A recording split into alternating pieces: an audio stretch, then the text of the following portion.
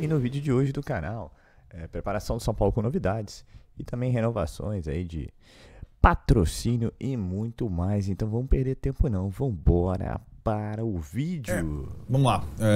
Eu acho que o que aconteceu a partir da divulgação das tabelas da Libertadores Sul-Americana foi cada um tentar ajeitar como possível a sua vida, né? E aí tem as questões das competições que vão se intercalando, a disponibilidade de estádio, viagem, logística. Criou um efeito cascata. Efeito cascata, cada um. Então, na verdade, a segunda foi do sorteio e a terça-feira foi da confecção da tabela, com uma distribuição por televisões e direitos de aquele quebra-cabeça. Em relação ao São Paulo, ficou mais simples. A questão principal do São Paulo não era exatamente o intervalo entre os jogos, ou a questão que o estadual provoca para Palmeiras e Corinthians e tal. Era jogar na sua casa, né?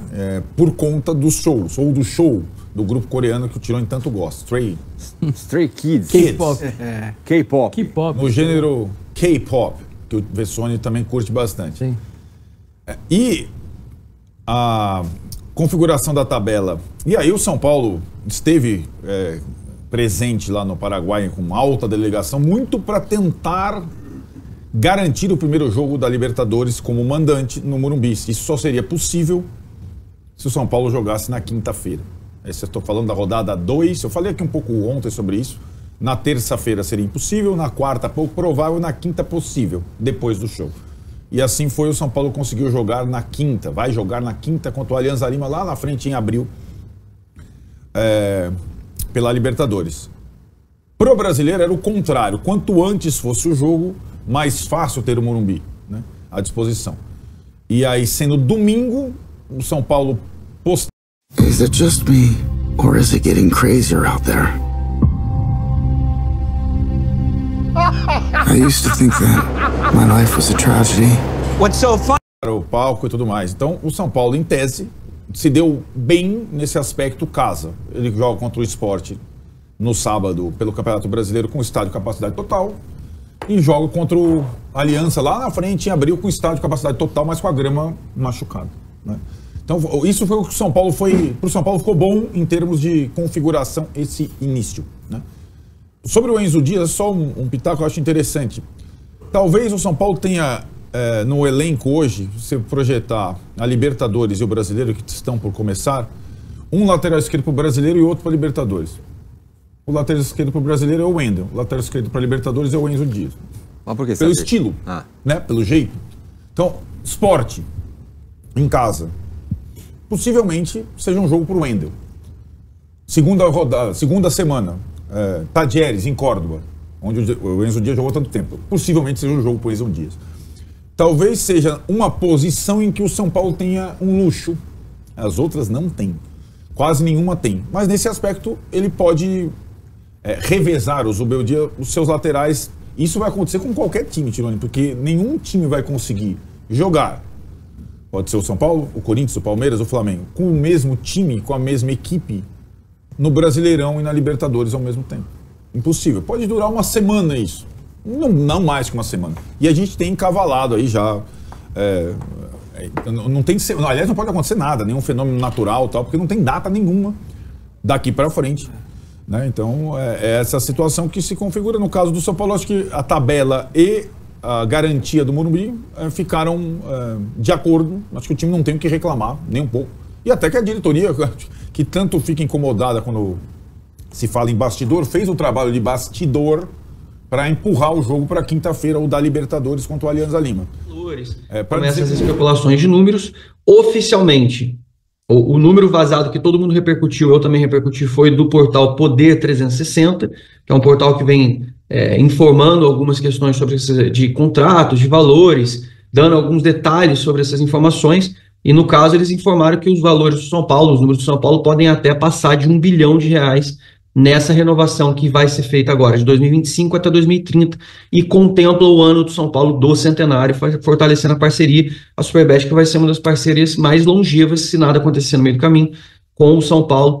Deve ficar provavelmente marcada, se nada acontecer negativo nesse meio tempo, como a LG ficou, como outras empresas. Espero que marcada também por taças e conquistas. O Banco Inter também foi um que ficou algum tempo na camisa do São Paulo, também teve uma repercussão interessante na época, mas pagava muito menos e depois acabou saindo de um jeito meio frustrante no meio da pandemia. O Banco Inter que foi vendido, depois entrou investidor, etc. Aí vai mudando realmente o relacionamento. A gente fala sobre tempo, é muito legal ter essa coisa do tempo, mas as empresas, as marcas, a volatilidade do mercado, a gente sabe que o mercado de apostas era sem nenhum tipo de restrição, não tinha nenhum tipo de controle, era tudo solto, era tudo sem controle nenhum. A partir do ano passado passou a ter um controle desde outubro, muita marca foi embora, muitas empresas já nem estão mais no Brasil, outras empresas tiveram uma outra restrição até o final do ano e agora em janeiro tiveram outras mudanças. A gente teve um enxugamento de muitas empresas que trabalhavam fora do país, outras empresas já nem têm mais a licença de trabalho, outras foram novas, constituídas, então isso vai mudando muito o mercado de bets.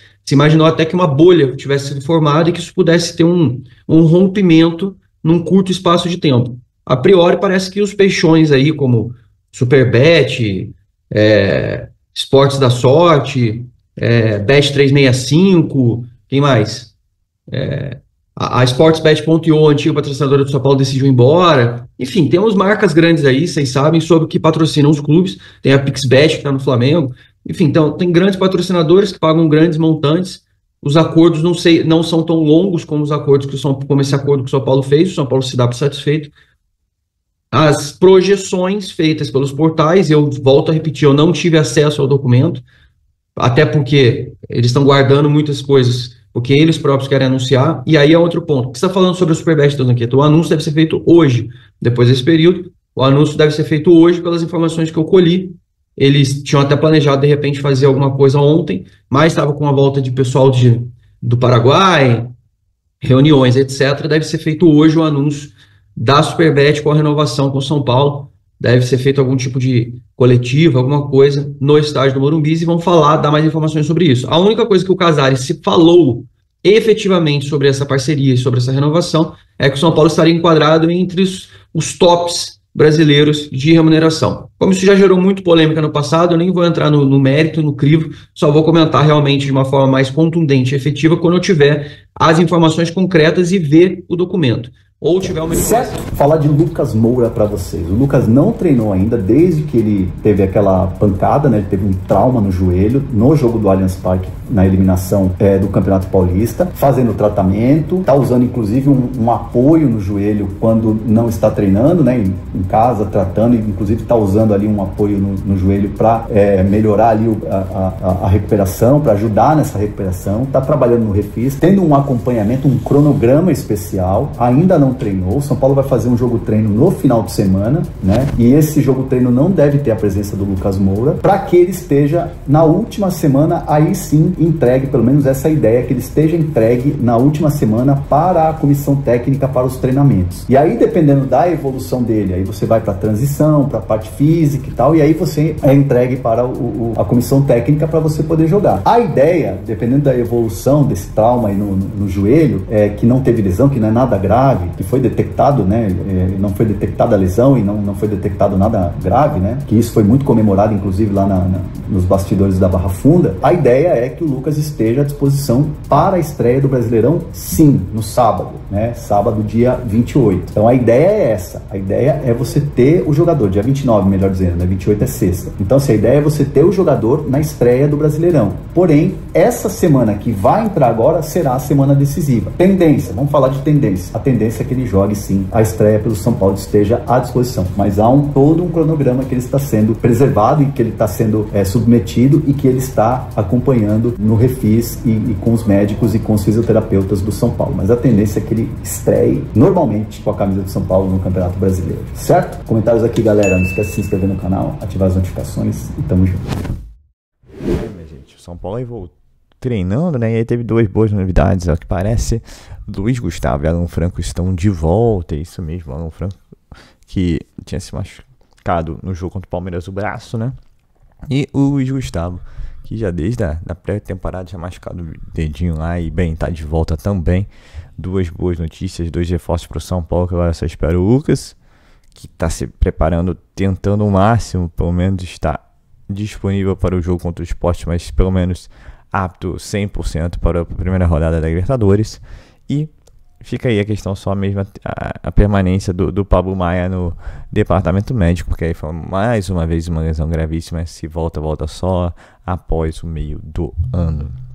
É o São Paulo que vai fazer o jogo treino esse fim de semana contra o São Bernardo. Tem treinado pelo período da manhã e feito também exames médicos, avaliando jogadores e tal, se preparando aí para sequência duríssima, que eu mostrei em vídeo anterior e também a gente falou, foi visto de novo, foi demonstrado de novo nesse vídeo, né, que só vai ter parada dura, né, não tem moleza não, vai ser meio de semana, fim de semana, e aí a gente sempre vem falando que o bastidor de São Paulo é fraco e tudo mais, até que enfim eles conseguiram algo em prol do São Paulo. Não foi à toa que ficaram mais dias lá na Conmebol, conseguiram negociar, postergar a data da primeira da rodada que tem o jogo do K-pop, né, que é a segunda rodada lá. São Paulo alugou o Morumbi lá para um show de K-pop. Isso afetaria tanto a estreia quanto a estreia no Brasileiro, quanto a estreia do São Paulo no Morumbi na Libertadores. Então, e aí o São Paulo conseguiu adiantar o jogo do Sport, então não vai ser mais domingo à tarde, vai ser sábado à noite, e postergar o jogo contra, se não me engano, a Aliança Lima, né, no Morumbi. O jogo vai para quinta-feira, então o São Paulo vai ter tempo e dar tempo para a montagem do palco e desmontagem do palco nesse período. Grande tacada do São Paulo, que vai ter que negociar muito durante essa temporada aí, porque serão diversos shows. Preocupante para o torcedor, mas o São Paulo precisava de dinheiro na época, fechou com a Live Mode e a Live Nation, se não me engano. E, bem, agora cabe o São Paulo correr atrás aí também do prejuízo esportivo, não ter prejuízo esportivo, jogar no Morumbi aí, hiper mega importante, ainda mais uma Libertadores, mas também o Brasileiro. E espero que o São Paulo tenha noção da importância também do Brasileiro. E um jogo contra o Sport, nada melhor, depois de um grande tempo parado, do que fazer um valor acessível, um valor mais baixo, por que não? Para lotar o Morumbi logo na estreia. A gente espera que os dirigentes, ou pelo menos um lá, tenha essa ideia, né? E, bem, na Libertadores nem se diz, né? O torcedor do São Paulo guarda dinheirinho para ir para Libertadores. É o sonho de todo torcedor, é o objetivo de todo torcedor. A gente é maluco por esse campeonato. E, bem, vamos acompanhar a notícia dos próximos capítulos. A gente fala que a semana é morna, que a semana é parada, porque o São Paulo não joga. Muito pelo contrário, né? É notícia atrás de notícia. O São Paulo pode ser hoje, pode ser amanhã, mas assim tá para apresentar oficialmente a renovação com o Superbet, né? Um patrocínio que vai chegar aí mais ou menos a 600 milhões por 6 anos, mas pode variar até 1 bilhão, né? Porque aí você tem metas esportivas e tudo mais. Não vamos falar do que o São Paulo vai receber realmente, né? Metas esportivas depende lá de atuações, títulos e tudo mais. A gente espera que o São Paulo ganhe tudo. Eu sempre torço o São Paulo ganhar tudo, mas não é assim que funciona. E, bem, renovação, porque o mercado ainda continua aquecido, por mais do que tem um temor aí que isso daí vai cair em vão, mas o mercado está aquecido ainda mais quando são por empresas sérias, né? E a Superbet é uma empresa europeia, não é uma empresa brasileira. É o que parece, está satisfeito com o São Paulo Futebol Clube, então optou por renovar. Grande notícia, mais dinheiro no cofre do São Paulo, então o São Paulo, em vez de ganhar os 50, né, que ganhava, parece que esse ano já vai subir de 70 e 80, sem contar os 12 a 14 milhões de reais que é pago para o Oscar, que é a metade do salário dele com o 13º. Então, assim, já é um patrocínio mais respeitável, né? Então, vamos acompanhar ainda por mais novidades de patrocínios. Dá para reparar muito bem que apesar do mandato do Júlio Casares acabar agora em 2027, se não me engano, ele está preparando São Paulo todo para o centenário, né? Você já ter tudo mais ou menos organizado para 2030. Então, a gente está fechando patrocínios até essa data. E agora se fala assim em Morumbi, né? Renovação com a Mondelez. Já está lá o letreiro pronto, né? É tudo arrumadinho, tudo funcionando. Tem quem gosta, tem quem não gosta. Então, vamos ver se São Paulo é capaz de renovar com o Morumbi. Acho que é um case de sucesso, né? Pegou esse negócio de Morumbi. E, bem, o São Paulo está correndo atrás de grana, porque ele precisa também atender algumas regras do FIDIC. E a gente espera também que em abril, que é a época que você apresenta os balanços, que vai ser aquele balanço horroroso, a gente vai ver se o São Paulo chegou ao bi ou ao quase bi de dívida, né? O São Paulo também consiga apresentar melhor o que é o FDIC, o que vai ser talvez essa parceria Marinax, né? Que falam que, não, vai ser 600 milhões por 5 anos, sei lá. Nada é claro, né? Aí vai ser 40 para a Cotia, 30 para o profissional, 30 para as dívidas. Mas assim, é tudo mera especulação. A gente espera que o Júlio Casares sente e apresente o que está acontecendo com São Paulo. Acho que é mais do que dever do presidente. O presidente que lá atrás, quando se candidatou, falou que teria transparência, e isso foge e muito do que vem sendo a sua gestão. E a gente espera que ele possa, ao menos nesses casos aí, são casos importantes para a gente saber como é que vai ser o São Paulo nos próximos anos, ele possa clarear e apresentar o que vem acontecendo.